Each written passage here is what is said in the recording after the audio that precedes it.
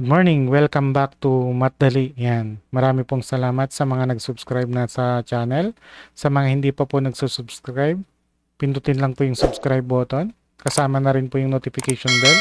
Yan po, marami pong salamat. So ngayon, dumako na tayo sa ating aralin.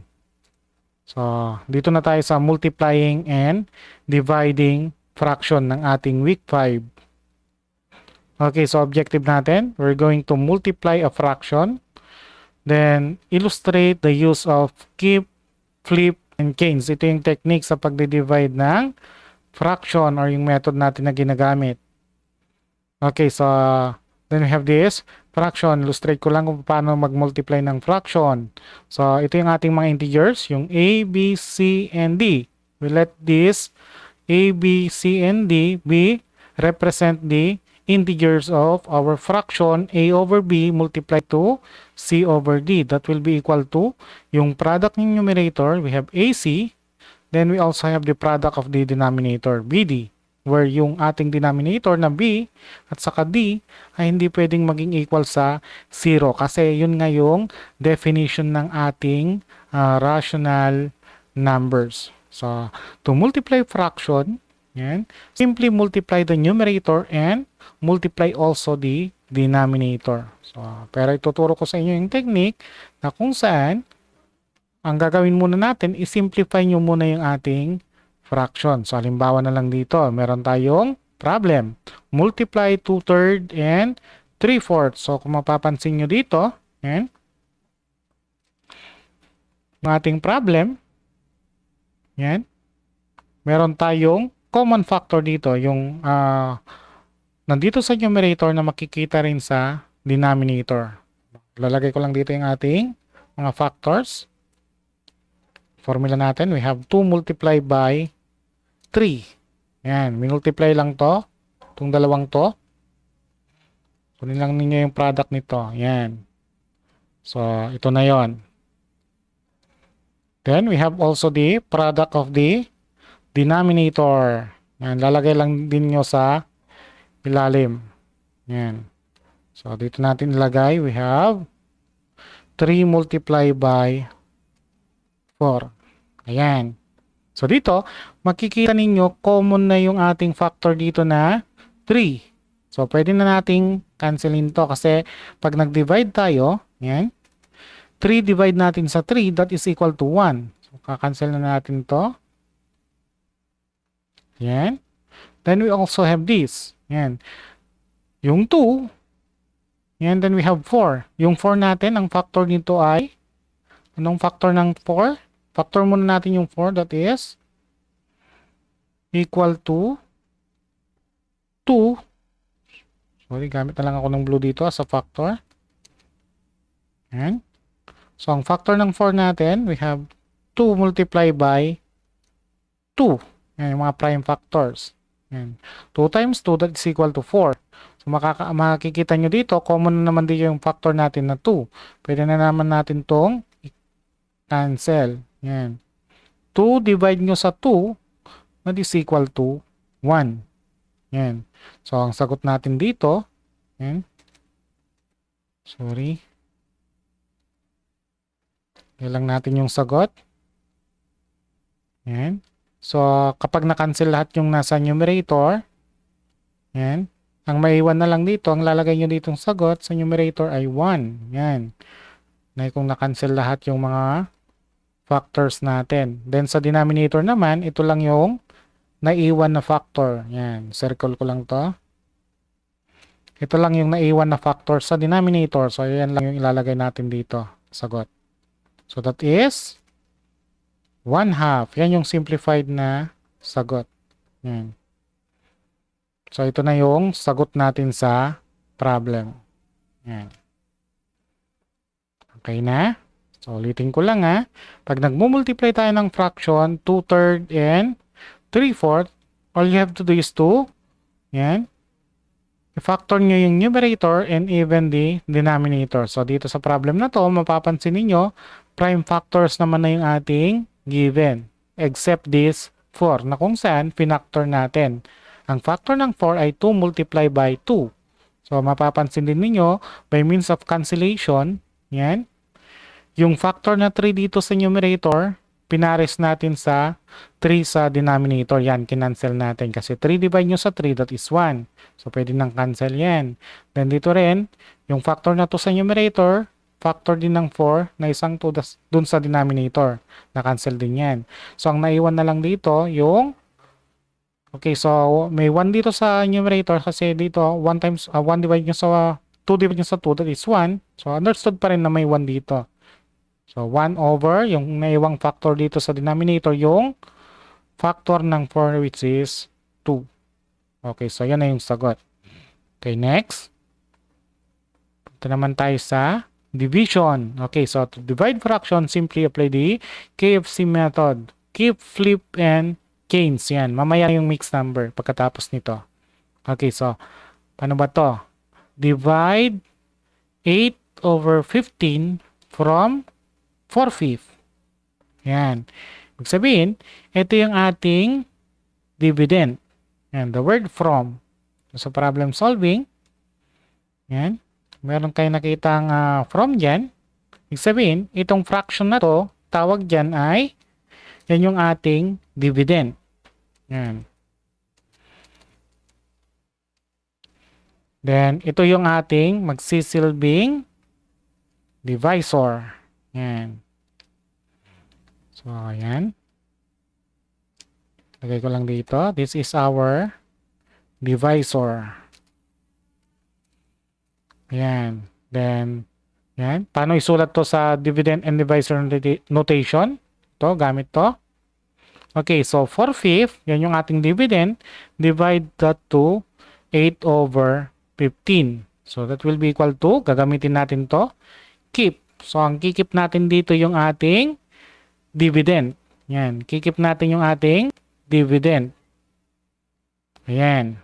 Then, flip. Anong flip-flip natin? Ang flip-flip natin dyan yung divisor natin. Yan, yan yung flip-flip natin. Ibig sabihin ng flip, we're going to get the multiplicative inverse. Yan. So, lagay ko lang dito. We're going to get the multiplicative inverse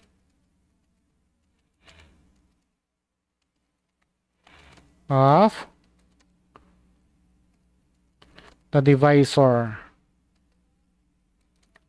Or yan yung ating tinatawag na, yan, lagay ko lang dito. Kunin nyo yung reciprocal. Yan. Reciprocal. Kapag sinabing reciprocal, babalik ta rin lang ninyo yung numerator and denominator ng ating fraction dun sa divisor. Yan. Reciprocal of the divisor. Yan. Dapat marunong kayo mag-identify kung nasan dyan yung dividend, nasan dyan yung divisor, especially kapag naka-construct yan in this form. Yan, naka-statement. Yan. So, pero kung ganito, walang problema kasi yung naunang fraction, yun yung ating dividend. Tapos dito, yung sumunod na fraction, after yung divisor notation natin, ito yung ating divisor. Yan, yan yung maghahati dito. Yan. Pero kung ganito, may nakapansin kayong from, so ibig sabihin, ito yung magsisilbing dividend. Yan, ito yung divisor natin. So, paano ba gawin to? Then, we have to change the operation. So, ibig sabihin yan, KFC. Yan. From multiplication to, from division to multiplication. So, yan. Change the operation, yan, from division to multiplication. Yan. Kailang natin dito. Ayan yung sa change. Papalitan natin yung operation natin. Mula sa division, gagawin natin yan na multiplication. So, gawin na natin dito. Flip muna natin to. Yan. I-keep muna natin, sorry. Keep muna natin yung ating dividend. So, lagay lang natin dito. Sabi, keep. That is, we have 4/5. Ayan. We're going to keep. Lagay ko lang dito. Click natin. Keep natin yung dividend. Then, gagawin natin dito sa divisor natin. Ayan.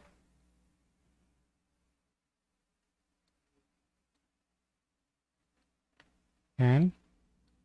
Flip ninyo to. We're going to flip.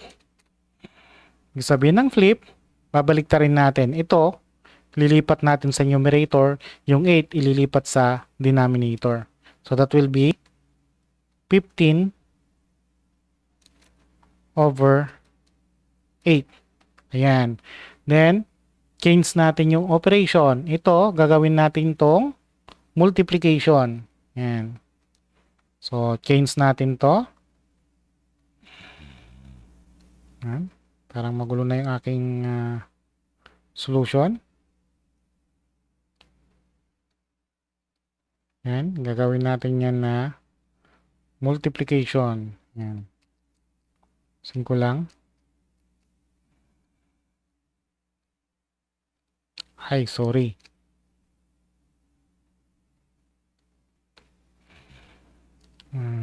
Text na lang gagamitin ko. So, multiplication. Ayan. So, change natin.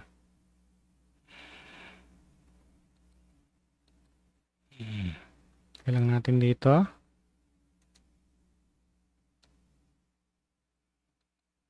So, change. Ayan. Change ni operation from division, gagawin nyo siyang multiplication. Ayan. That will be equal now to, okay natin dito. Proceed na tayo sa multiplication. Ito yung ating numerator. Ito yung ating denominator. So, ayan. Lagay lang muna natin yung numerator natin dito. Yung product ng ating numerator, that will be 4 multiplied to, ayan, lagyan ko lang. So, that is 4 multiplied by 15. Then, divide natin yan sa product ng denominator, that is 5 multiplied to, lagyan natin dito, 5 multiplied by 8. Ayan. Okay, so, yan. Kung mapapansin nyo, meron tayong fraction dito. Yan, ay factors. Yan, factors ng 15. Factor muna natin to bago natin i-multiply. So, ano yung mga factor ng 15 natin? Meron tayong 5 multiplied by prime factors natin. 5 multiplied by 3. So, yan yung factor ng ating 15. Yan. Then, we also have the factor of 8. Factor natin yung 8. So, ano yung factor ng ating 8? So, pwede nating factor yan gamit itong 4 dito. So, since 8 is divisible by 4 at yung 4 ay makikita sa numerator, pwede nang ilagay dito na 4 multiplied by 2. Yan. So, ito yung factor ng ating 8. Yan. 4 times 2, that is equal to 8. Yan. Okay, so, ngayon, pwede nating simplify ito bago tayo mag-multiply. So, pwede nating cancel dito yung ating 5 na factor. Factor ng 15. So, 5 divide natin sa 5, that is equal to 1. So, pwede natin cancel to. Factor ng numerator na factor din sa denominator na common. Then dito naman, we also have 8. Yeah. 4. Pwede na natin cancel yung 4 dito na factor. Yan. So, ang naiwan sa numerator ay yung ating 3. So, ito. Lugan ko lang yung mga naiwan. Factor. We have 3 and 2. Yan. Makasabihin nyo, ito yung naiwan. No. Kasi pinactor na natin. Yan. Pinactor na rin natin yung 8. Ito yung factor. So, ang naiwan na factor dyan ay yung 3 sa numerator. Lagay natin dito. We have 3 over, yung nasa denominator naman, meron tayong 2. Okay, so yan. So yan yung ating sagot. Yan. Naiwan sa denominator, ito naman naiwan sa numerator. Yan. Pwede rin ninyong express to as a mixed number. Yan. Paano ba yan? Gagamitin natin yung ating dividend and divisor notation ulit. So dito natin ilalagay yung ating dividend, which is the numerator, yung 3. Dito naman yung ating divisor. Ito yung ating denominator doon sa fraction. So ito, 2. Divide na natin. 3 divide yun sa 2. That is equal to 1. So, dito natin lagay yung 1. Okay, so, yan. So, 1 times 2, that is equal to 2. So, ilaless natin dito sa divisor na, dividend natin. So, 3 minus 2, that is equal to 1. Yan. So, ito yung ating magiging numerator. Yan. Lagay lang natin dito. Ito yung magsisilbing numerator ng ating mixed number. Numeration. Sorry. Numeration. That is numerator.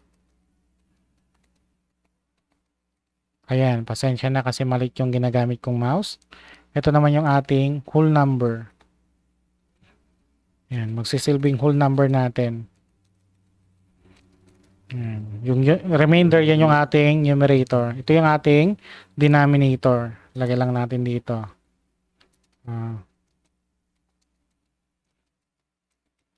Yan. Express na natin yan as a mixed number. This will be, or pwede rin mixed number that is 1, yung whole number natin, and yung ating fraction that is 1/2. So, lagay lang natin dito. We have 1/2. Okay, so yan. Ito yung, pwede na natin tong close ng box. Yan. Anyway, equivalent din naman dito. So, depende sa instruction kung ano yung kinukuhang sagot. Kung naka-mixed number or pwede na rin yung improper fraction. Yan. So, yan lang po kung paano mag-divide ng fraction gamit yung keep, flip, and change. So, una, yan. Ilagay muna natin yan kapag naka-state sa ganitong klase ng problem is gawin muna natin siya into a divisor and dividend and divisor notation katulad nito. So identify ninyo nasan dyan yung dividend, nasan dyan yung divisor. May mga term dito na from, divided by, na mga ganyan. So yan. So yung 4/5, since yan yung ating dividend, divide nyo sa 8/15. Yan yung ating divisor. Ngayon, apply natin to, keep. Ibig sabihin, wala kayong gagawin sa dividend. Then flip, ang gagawin nyo sa divisor, yan yung pangalawang fraction, kukunin nyo yung kanyang reciprocal or yung multiplicative inverse. Yan, flip. Ibig sabihin, interchange niyo yung ating numerator and denominator. Yan, papalit ng pwesto. Then change, huwag kalimutan, yung operation from division, gagawin ninyong multiplication. Then, proceed kayo sa multiplication. Yan. So, always take note, kailangan yung sagot ninyo naka-lowest term. So, yun lang. Next na tayo. Paano naman kapag mixed number katulad nito? What is the product of 3 and 3/5 and we have 2 and 4/9? So, ito, example natin. So, gagawin natin dito, hindi natin pwedeng gawin yung katulad sa addition and subtraction na sineseparate yung ating whole number. So, dito, gagawin muna natin siyang improper fraction. So, paano ba gawing improper fraction to? So, yan, solution natin.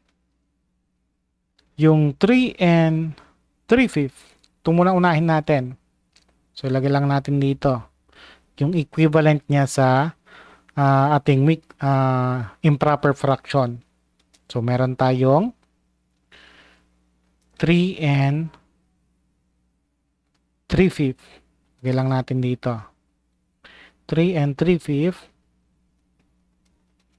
Okay, so ang gagawin natin dito, imumultiply lang ninyo tong whole number dun sa divisor. So, mumultiply natin yan. Then, yung product nyan, i-add natin yung numerator. Gawin natin. 3 times 5, that is equal to, we have 15.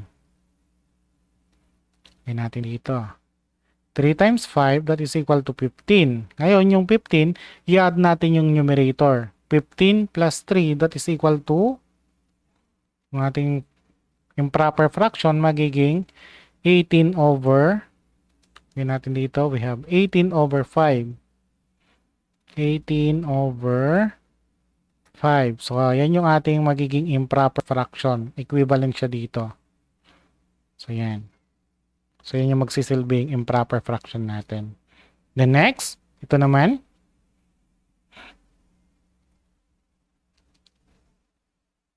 Okay, so, lagay lang muna natin dito.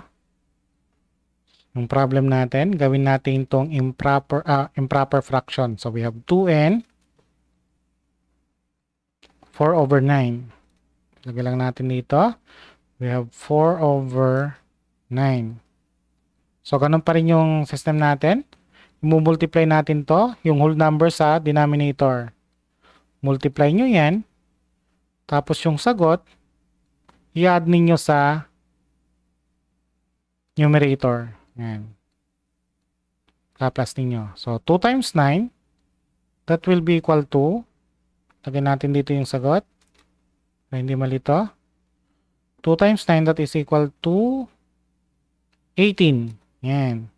So, yung 18 dito, i-add ninyo sa numerator. 18 plus 4, that will be equal to, lagay na natin yan sa numerator natin. So, 2 times 9, 18. That is equal to 18. Then, 18 plus 4, that is equal to 22.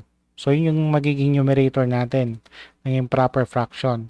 So, that will be 22 over the denominator, that is 9. Okay, so yan yung ating i-multiply.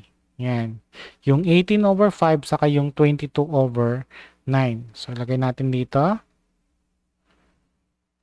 So, meron tayong 18 over 5 multiply 2. We have this fraction, that is 22 over 9. Yan. Kailangan naka-improper fraction muna. Yan. That will be equal now to, yan. Okay, so kung mapapansin natin dito, yung 18, yan, ay multiple ng 9. So, pwede nating i-factor tong 18 na to. So, ang factor ng 18 ay 2 multiplied by 9. So, lagay lang natin. That is, sorry, dito ko na lang ilagay sa kabila. So, lagay lang muna natin dito yung product. So, multiply natin yung numerator. We have 18 times 22. Yan. Then, dito naman sa denominator natin, we have 5 multiplied to 9. So, sa multiplication, take note, hindi muna kayo flip-flip or change. Ginagamit lang yung KFC pag kayo ay nagdi-divide. So, ang factor ng 18 ay 9 multiplied by 2. Ayan. So, hindi nyo na kailangan factor pa yung 22 kasi wala naman common factor dito sa ilalim. Ayan. Magfa-factor lang kayo kung meron tayong common factor na maaaring makancel. Ayan. Katulad nito. Ayan. Factor natin dito sa 18 ay pwedeng 9. Ayan. Since 18 is multiple of 9. But 22, yan, yung 22 hindi naman siya multiple ng 5 or wala naman tong GCF aside sa 1. So dito pwede na natin cancel yung ating common factor. Yung 9. 9 sa numerator, 9 din sa denominator. So yan. Ang maiwan na lang dito yung 2 multiplied by 22. Lagay natin dito. Gamit ako ng blue. So that will be 2 multiplied by 22, that is equal to, pwede pa bang ilagay dito? So ang naiwan na factor ng 8 ay 8, ang ng 18 ay 2. Multiply natin yan sa 22. Then sa denominator naman, ang naiwan na lang dito ay yung ating 5. Ayan. Kailang natin dyan. 2 multiplied by 22, that is equal to 44. Lagyan natin dito sa taas yung sagot. 44 over the denominator, that is 5. So gawin natin tong mixed number. I-divide lang natin gamit yung dividend and divisor notation. So ito yung ating dividend. So lagay lang natin dito. We have 44. Sa labas yung ating divisor. We have 5. So 44 divide nyo sa 5, that is equal to 8. Dito nyo ilalagay yung 8 sa tapat ng 4.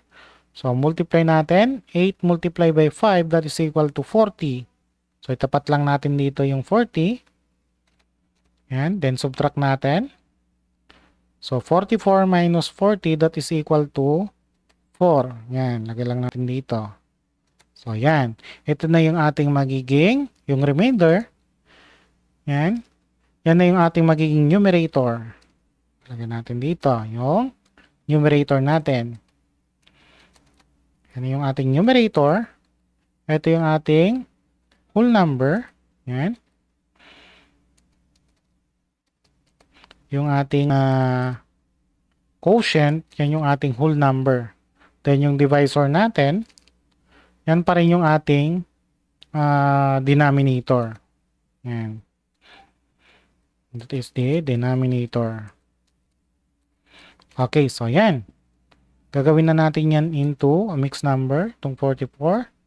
Kopyahin na lang natin. So is or, we have 8, yung ating whole number. Then yung fraction natin, dulas. Yung fraction natin dyan ay yung 4 over 5. Yan, 4/5. Lagay lang natin dito yung remainder, 4. Then yung divisor natin sa baba, 5. Okay, so yan na yung ating sagot. Okay, so yan.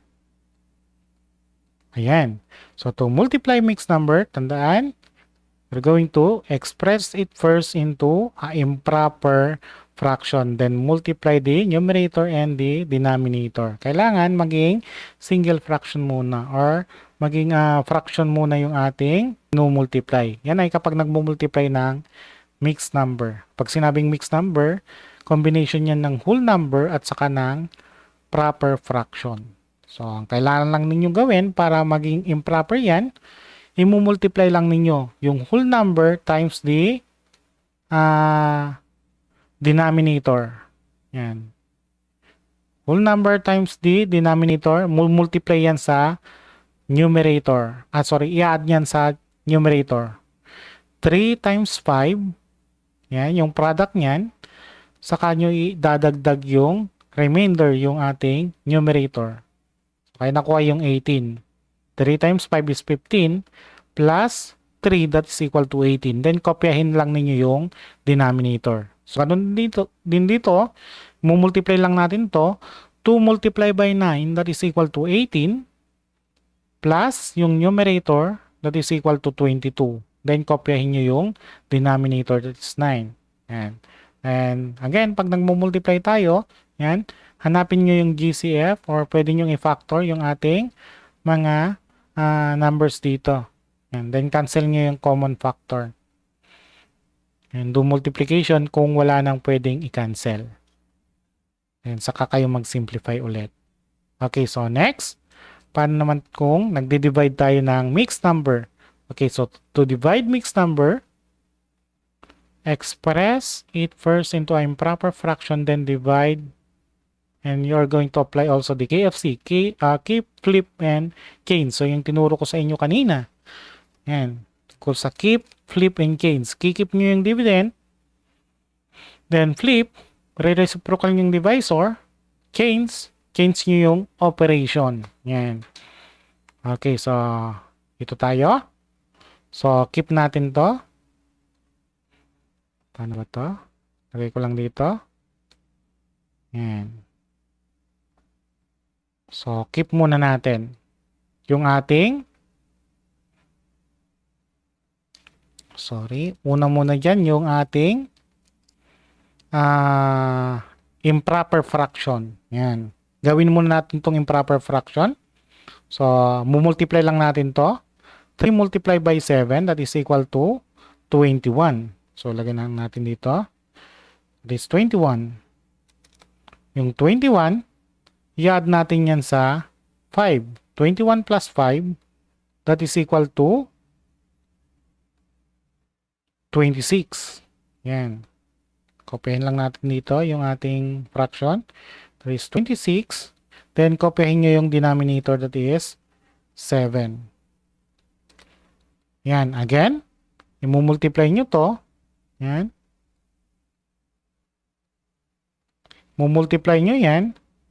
Yung whole number times the denominator. Yan. Yan na yung 21. Tapos, yung nakuha yung 21, i-add ninyo sa numerator. Yan. 3 times 7, 21. Plus 5, that is equal to 26. Divide that 2. Yan. Ganon din dito. I-multiply natin to. 1 multiplied by 4, that is equal to 4. Yan.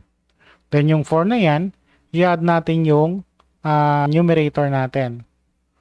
4 plus 3, that is equal to 7. So, yung lalagyan natin dito, 7 over yung denominator natin, that is 4. Yan. Okay, pagka kinonvert nyo to into a mixed number, dapat ito yung lalabas. Yan, ang remainder niyan, pag dinivide natin, 26 divide nyo sa 7, that is equal to 3, remainder 5. Ganon din dito. Yung 7, pag dinivide yan sa 4, dapat, ang lalabas dyan, 1, the remainder 3.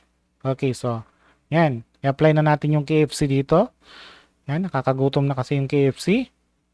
Ang KFC natin, keep. Kikip natin to. Yan.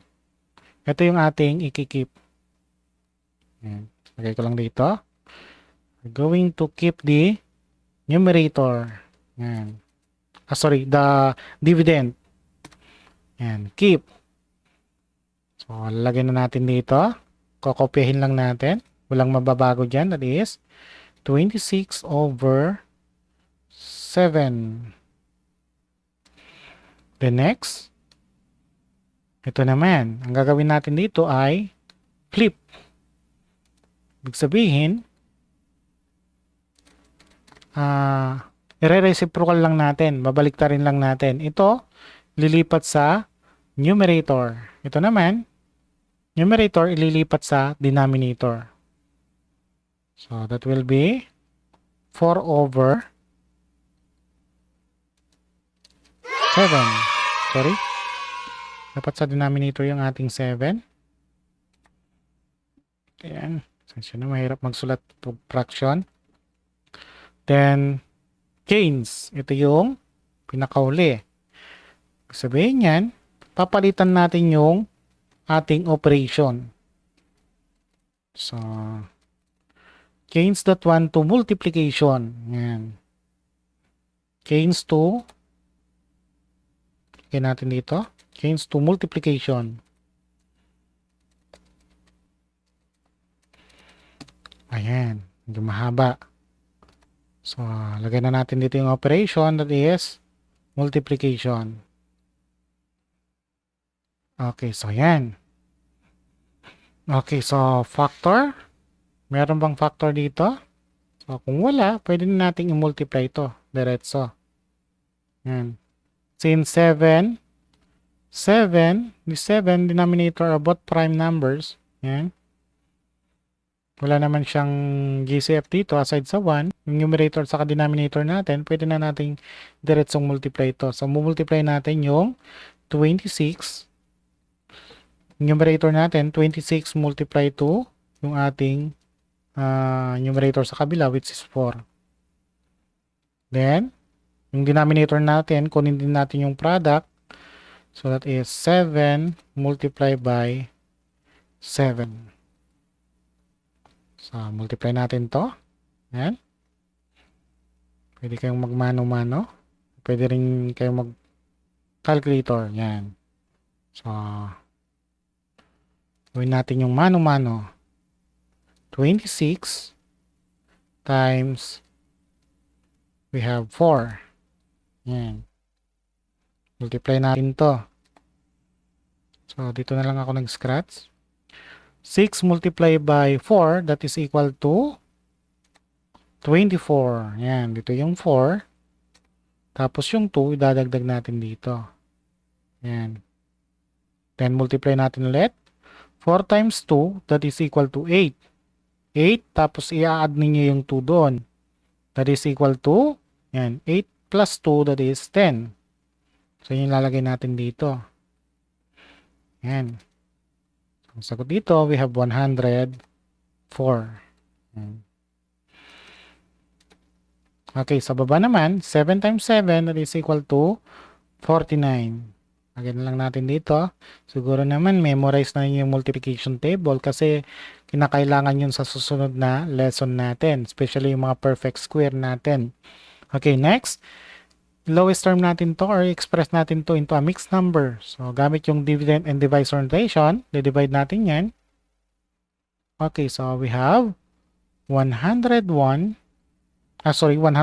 rather. 104 divide nyo sa 49. Lang natin dito. We have 49. So, yan. 104 divide nyo sa 49, that is equal to 2. Lagyan natin dito yung 2. Then, multiply natin. 2 times 9, that is equal to 18. Lagyan natin dito yung 18. Yan. Remainder 1. Yan. 2 times 8, that is 2 times 4, that is equal to 8. Tapos plus 1, that is equal to 9. So yung product niyan, 49 times 2, that is equal to 98. Yan, medyo hindi na nagkatapat. Okay, so pag nagsasubtract tayo, yan, 4 minus 8 cannot be. So magbabaro 1 tayo dito. So yung 10 magiging 9. So, 5 lang. Ayan na lang to. This will become 9. So, magiging 9 na lang to. Tignan lang natin dito. That is 9. So, subtract na natin to. We have 14 minus 8, that is equal to 6. Tignan lang natin dito sa baba yung 6. Then, 9 minus 9, that will be equal to 0. So, ito na yung ating remainder. So, remainder, yan yung magsisilbing numerator ng fraction, ng ating mixed number.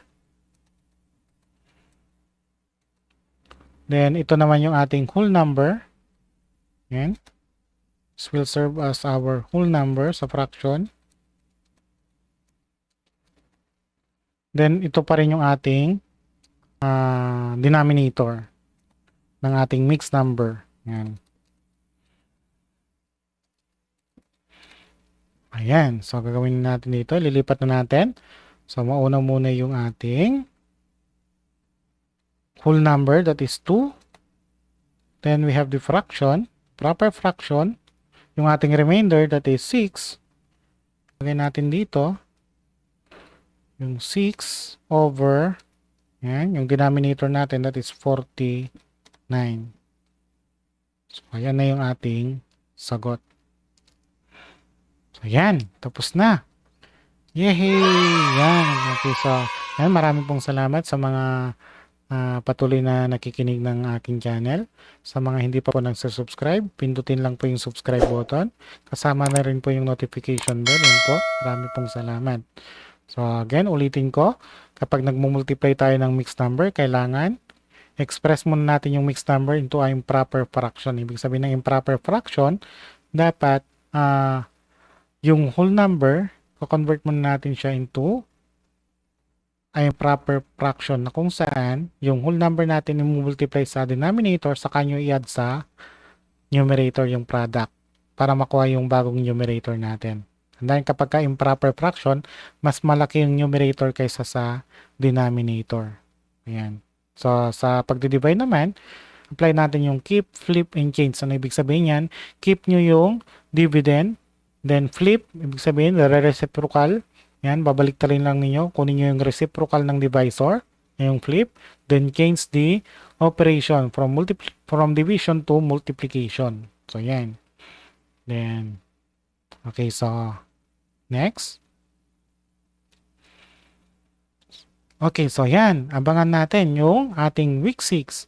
We're going to describe the principal root and determine if it is a rational or irrational. Yan. Abangan niyo po yung aking susunod na video. Yan. By Saturday, mag-upload ako. Then, if possible, paki-antabayanan po by Thursday, possible po magla-live stream ako dito sa YouTube sa aking channel. Yan. Marami pong salamat sa inyong pakikinig. Hanggang sa muli po. Paalam!